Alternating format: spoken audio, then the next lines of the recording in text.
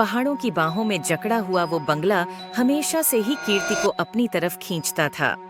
बचपन की छुट्टियों में दादी के साथ बिताए वो दिन अब सिर्फ यादों की धुंध में धुंधले होते जा रहे थे। लेकिन दादी की अचानक मौत के बाद वो आखिरी डायरी एंट्री की रहस्यमयी पंक्तियां कीर्ति को चैन नहीं लेने दे रही थीं। जब अकेलेपन का बोझ असहनीय हो जाए, पहाड़ों के आखिरी घर में शरण लो, वहाँ तुम्हें शांति मिलेगी।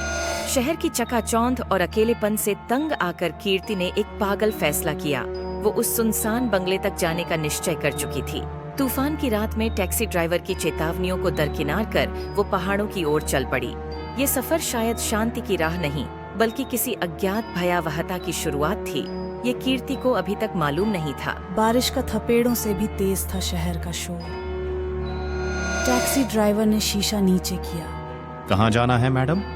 उसकी आवाज तूफान में खो गई। मैंने एक पते की पर्ची बढ़ाई। पहाड़ों में वो आखिरी घर, वहीं छोड़ देना। ड्राइवर ने अजीब से भाव से पर्ची देखी। वहां तो कोई नहीं रहता मैडम। सालों पुराना जर्जर सा बंगला है। तूफान में बहुत खतरनाक हो सकता है।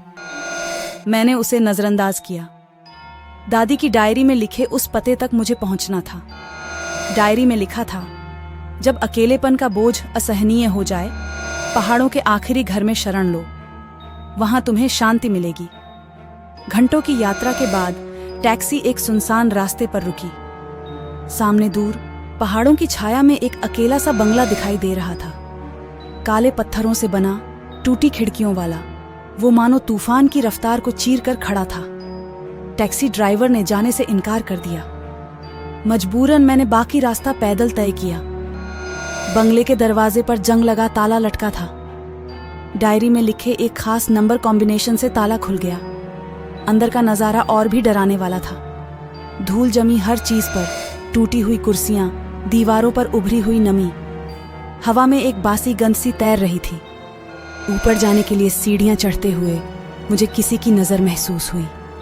मुड़कर देखा तो अंधेरे में सिर्फ टूटे हुए फ्रेम लटके हुए थे। ऊपर के कमरे में दादी की एक पुरानी तस्वीर दीवार पर टंगी थी। तस्वीर के नीचे एक अलमारी रखी थी। डायरी में लिखा था कि वहां एक चाबी रखी है जो तहखाने का ताला खोलेगी। काफी मशक्कत के बाद अलमारी का ताला तोड़ा। अंदर से चाबी मिली। तहखाने का रास्ता संकरा और नमी से भरा था। हर कदम पर लगता था जैसे कोई अदृश्य शक्ति मुझे रोक रही है। तहखाने के आखिर में एक लोहे का संदूक रखा था। संदूक खोलते ही मेरी चीख निकल गई। अंदर दादी की सूखी लाश लेटी थी।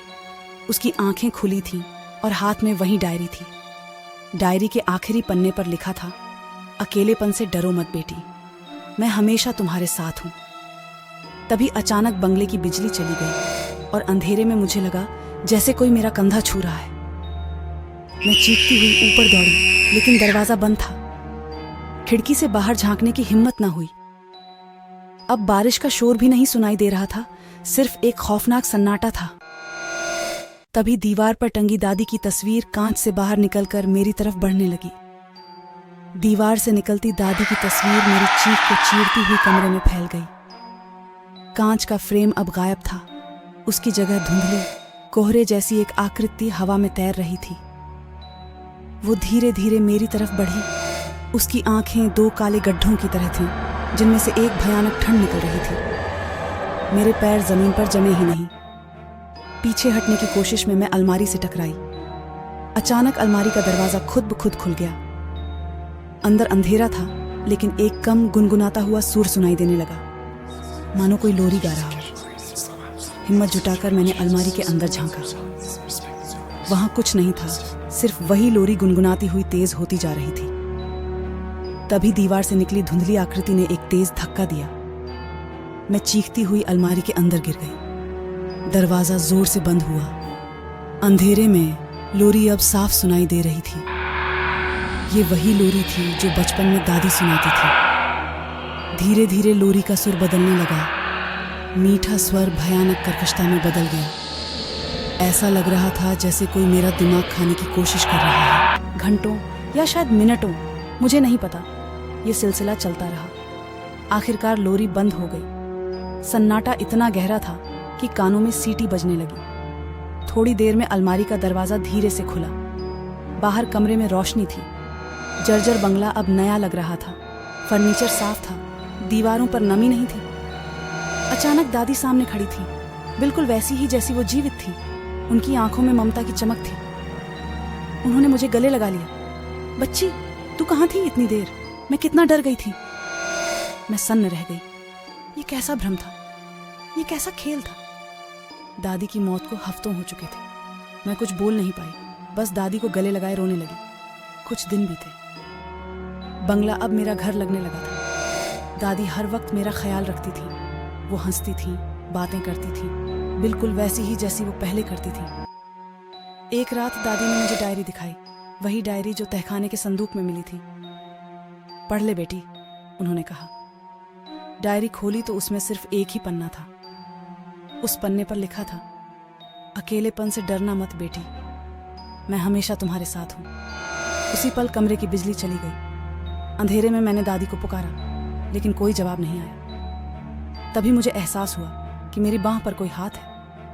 वो ठंडा था, बिल्कुल वैसा ही जैसा तहखाने में लाश को छूते समय लगा था। मैं चीखने लगी, दादी ये क्या है?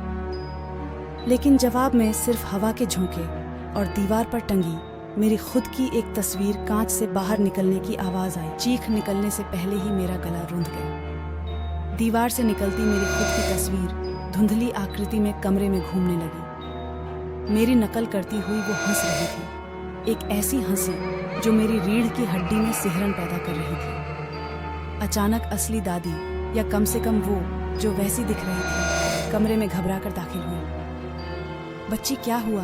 तू फिर से चीख क्यों रही है? मैं दादी की तरफ देखती रही, फिर धुंधली आकृति की तरफ। दोनों बिल्कुल एक जैसी लग रही थी। एक पल के लिए लगा मानो दादी ने मेरा रूप धारण कर लिया है। ये क्या है?